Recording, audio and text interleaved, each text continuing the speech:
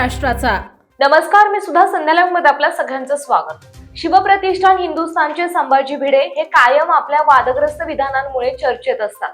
त्यांच्या विधानांची जोरदार चर्चा होते। दरम्यान त्यांनी आता पुन्हा एकदा वादग्रस्त विधान केले। राष्ट्रवादी शरद पवार गटाचे अध्यक्ष शरद पवार यांच्याबद्दल बोलताना संभाजी भिडे यांनी वादग्रस्त विधान केले। शरद पवार म्हणजे महाराष्ट्र आणि देशाला लागलेली कीड आहे। शरद पवार म्हणजे राष्ट्रद्रोह आहे, असं संभाजी भिडे यांनी म्हटलं। आता संभाजी भिडे यांच्या या विधानामुळे पुन्हा एकदा नव्या वादाला तोंड फुटण्याची शक्यता आहे। ते आज कर्जत येथे लोहगड, भीमगड, भिवगड अशा गडकिल्ले मोहिमेसाठी आले आहेत। त्यावेळी ते कर्जत येथे बोलत होते। दरम्यान ही पहिलीच वेळ नाहीये, तर यापूर्वीही संभाजी भिडे यांनी अनेक वादग्रस्त विधानं केली आहेत।